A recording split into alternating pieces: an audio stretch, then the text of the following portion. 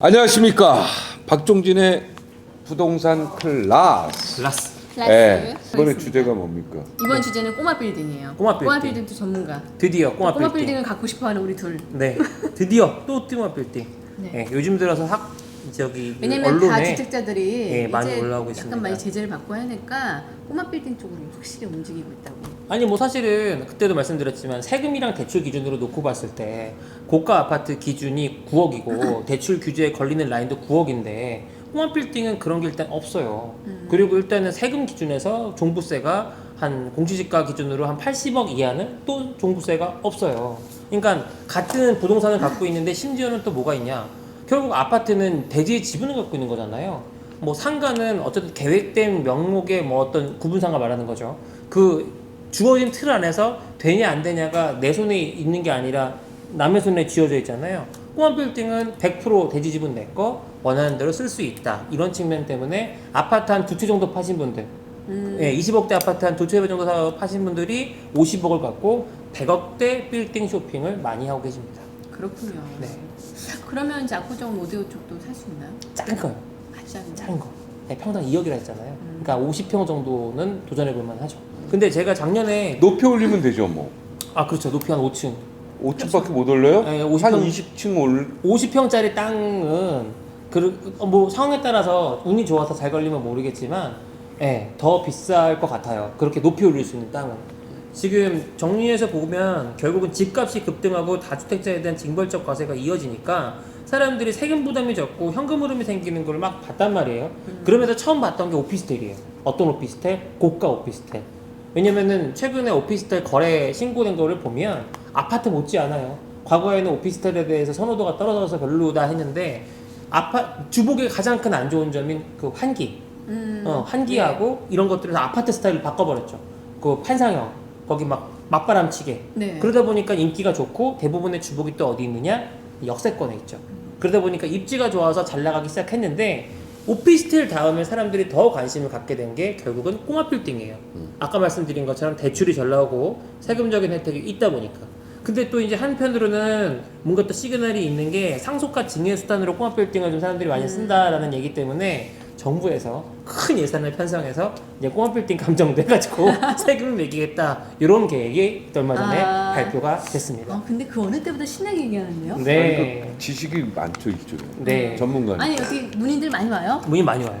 지금 매수 대기하고 있는 분만 얼추 잡아도 20분 가까이 돼요. 그러니까 이게 어떻게 보면 2종이나 3종이어야 되잖아. 그 지역. 아니 뭐 2종이든 3종이든 1종은 안 되는 거고. 아니 그러니까 안 된다기보다는 용도나 목적에 따라 다른 거죠. 삼성동 같은 경우는 1종이 되게 많아요. 근데 내가 2층 이하 혹은 3층 이하에 주택을 지어 살겠다. 이런 분들은 50억, 60억 정도 사죠. 근데 대다수는 5층 이상을 원하고 심지어는 7층, 8층 때로는 한 10층까지도 내가 갖고 있는 4, 50억 혹은 2, 30억 안에서 사실 적기 시작하시는 분들은 한 7억, 8억 갖고도 해요. 20억 정도 되는 거. 그럼 강남 아니어도 되는 거 아니에요? 그럼요. 그죠? 네. 근데 강남권이 뭐가 이제 높냐면 이 땅값이 뛰는 게 그러니까 15억이면 이제 이런 걸 갖고 갭 투자를 3개를 집어넣는 분들도 있어요. 작은 거. 그러면 그런 것도 황금성이 좋아서 1년에 뭐 들어간 에쿼티에 뭐 한 7, 80% 이상 한 보통 2년 버티면 100% 이상은 가져 나온다가 부럽다. 예, 일단은 실거래가의 기준으로 우리가 파악할 수 있는 것만 해도 그리 되는 거죠. 그래서 꼬마 빌딩은 결국 빌딩을 사는 게 아니라 땅을 산다. 100% 지분으로. 그런데 대출이 생각보다 잘 나온다. 기존에 있는 예를 들어서 뭐 연립주택이나 이런 거 있으면은 네. 리모델링을 하면 되는 거고. 뭐 그래도 되고요. 그러니까 다 내보내고 뭐 새로 지어도 되는 거고 아니면 사실 이게 또 원룸 사업이나 이런 거는 뭐 좀 귀찮아서 잘 안 하시려고 하는 분들도 많은데 원룸 투룸 사업이 나쁘지가 않은 게 일단은 세금적인 혜택이 있어요. 네, 좀 있고 이게 사실 관리하기 힘든데 뒤집어서 목 좋은 데 있으면 안 나가요 사람들이. 그래서 캐시가 따박따박. 그리고 이 사람들은요 잘 고쳐달라 소리도 안 해. 이게 비싼 아파트에 월세 200, 300 내고 있는데 뭐 문제 있다. 밤 12시에도 연락 올 수 있잖아요.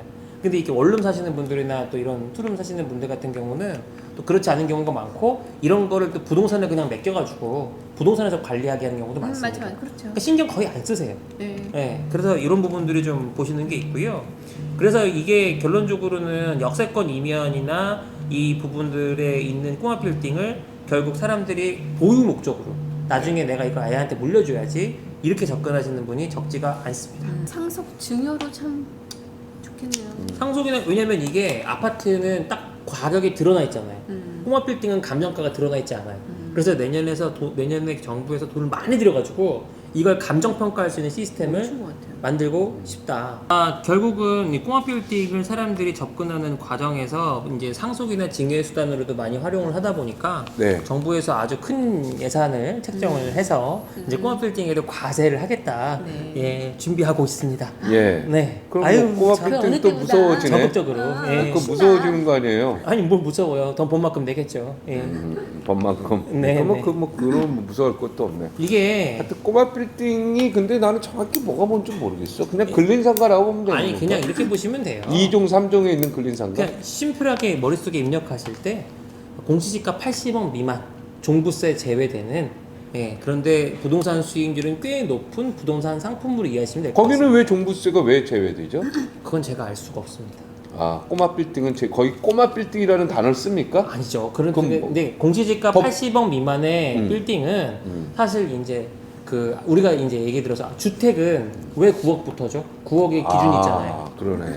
네, 9억은 빌딩은 80억이 기준이다 이거죠? 네네 공시지가. 근린상가. 그러니까 뭐 우리 옛날 개념으로 근린상가, 1층의 근린상가가 상가. 됐든. 근데 자기가 그 집에 보통은 한 층은 자기가 사는 사람도 있잖아요. 그렇죠. 그렇죠. 그러니까 2, 30억짜리가 정말 많아요.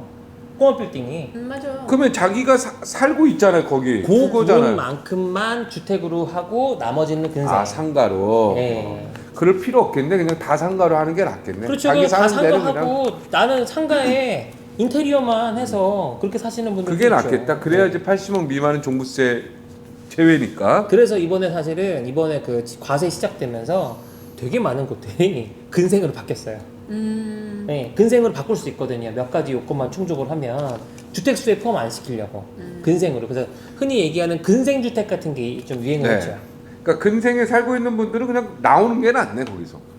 주거로 살고 있는 분. 그러니까 나와서 딴 데로 가시고 네네. 거기는 그냥 전체로 그냥 빌딩으로 하는 게 나오고 낫지. 싶은데 돈이 갈 데가 없어요. 나오고 싶은데. 아니 그러면 그 부분만 주거로 인정하고 나머지는 빌딩으로 간다 이거죠? 아니 그러니까는 뭐 이리하든 저리하든 이게 강남에 예를 들어서 개나리 아파트 32평형대가 한 21억에서 25억 사이 하거든요. 근데 21억에서 25억을 내가 들어가고 싶으면 대출을 알아봐야 되는데 아파트는 15억 넘으면 대출이 돼요, 안 돼요? 안 되죠. 아예 안 돼요. 아예 안 되죠. 그러면은 생돈이 있어야 갈 수 있는 거예요, 지금 시점으로는. 그렇죠. 근데 만약에 21억에서 25억짜리 근생을 내가 도전하고 싶다. 그러면은 통상 1금융권에서 인정해주는 게 60%, 2금융권에서 인정해주는 게 한 80%까지예요. 그러면 내가 한 5억 정도면 도전할 수 있는 거예요. 그러니까 사실은 내가 아파트 전세 사던 사람들이 전세금에 내 자기 자본으로 넣고 거기에 내가 대출을 받아서 움직였더니 뭐 탤런트 모 양께서는 20억에 산 성수동의 꼬마 빌딩이 2년 후에 40억에 그러니까. 매각을 했죠. 네. 빨리 집 팔고 꼬마로 가죠. 자, 막간이에서 광고를 하나 해드리면 네. 예, 막간이에 지금 이번에 이제 이거는 다중주택으로 서울시립대 앞에 좀 있으면 이제 준공이 나는 건물인데 자기 자본 한 7억 정도면 예, 20억대 중반에 이제 5층짜리 예, 살 수 있습니다. 그게 수익률을 따지면 한 달에 이자 내고도 한 300만 원에서 350만 원 정도 들어오는 그런 물건들이 사람들이 관심 많이 가져요. 네. 네. 거긴 강북이네요. 강북이죠. 네. 근데 이제 학교 앞에. 그래도 학교 앞이니 괜찮지. 네네. 원룸으로 이렇게. 했- 네, 원룸으로. 네. 네. 아 근데 사실 코로나 때문에 요즘 학생들이 안 오잖아요. 네네네. 그런 것도 아니 이제 있는데 내년에는 오겠죠. 내년에 설마 내년에 오면 내년에 아마 대거 대학 문 닫을걸요? 그러면 이제 뭐 사이버 대학도 아니고 이렇게 하면 대학을 뭐하러 가요? 사이버 대학이야. 다 집에서 있는데 근데 그게 무슨 서울대학이 지금 무슨 의미가 있고 연세대학이 무슨 의미가 다 집에만 있어. 코로나가 빨리 끝나야 되는데. 아니, 집에만 있어서 인터넷에서 보는데 그게 무슨 대학 그게 의미가 뭐가 있어? 코로나가 지금 하는 얘기들은 그런 얘기들을 해요. 이 또한 적응되리라. 그래서 지금 사실은 1단계로 내려오고 나서 다녀보세요. 마스크만 꼈다 뿐이지 거의 예전으로 돌아왔거든요. 그렇긴 하죠. 네. 근데 다시 또 2단계로 올라가요. 확률이 높아지니까요. 근데 제가 보기에는 그 2단계로 올라가는 것이 연말이 지나고 봄 개학 때쯤 되면 다시 내려와야 될 거예요. 안 그러면 말씀하신 것처럼 학교들 문 닫습니다. 네. 학교 문 닫죠.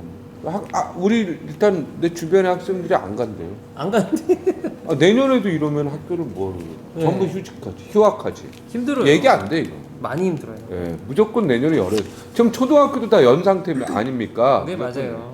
무조건 열어야 됩니다, 대학. 네. 어우, 인터넷 강의 쉽지 않아요. 너무 어려워요, 너무 어려워요. 왜냐면 늘 월요일마다 인터넷 강의로 학생들을 교수님, 만나고 있어서 스트레스를 너무 많이 받고 교수님. 있어요. 스트레스를 너무 많이 받고. 예. 오늘은 꼬마 빌딩 종부세 80억 미만의 꼬마 빌딩을 눈여겨 봐라. 네. 네.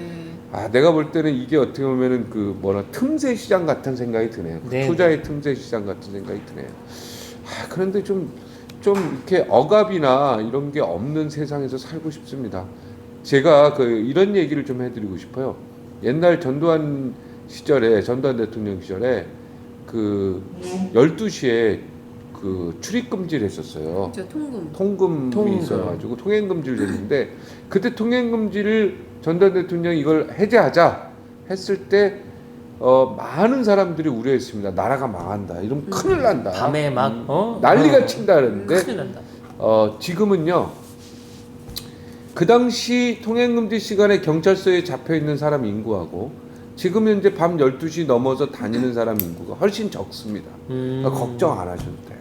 시장 경제에 맡기죠. 맞아요. 정말 시장 경제에 걱정 안 맡겨야 돼. 특히 네. 부동산은. 네. 그러면 부동산 가격 떨어집니다. 제가 정말 약속드릴게요. 제가 경제부장하면서 느낀 게 시장에 맡기면요 가격은 떨어지게 돼 있어요. 그렇죠. 네, 무조건. 네. 이걸 지금 정부가 옥죄니까 김현미 장관님이 자꾸 막 옥죄는 나면요 풍선이요 계속 터지는 거예요 이쪽 저쪽으로. 맞아요. 풍선 효과 그러니까, 때문에. 그냥 다 푸세요.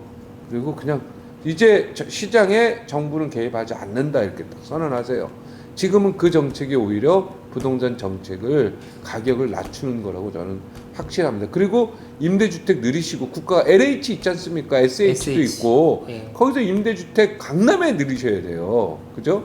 임대주택 늘리시고 그다음에 정부의 공급을 최대한으로 늘리는 방향으로 그린벨트라든가 뭐 좀 다 알아보시고 해제해도 되는 지역인지 아닌지 보시고 그죠?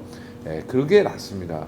이게 시장에 개입해서 이득 보실 게 하나도 없어요. 그리고 절대 가격 안 잡힙니다. 여기까지 하겠습니다. 오늘 고맙습니다. 네.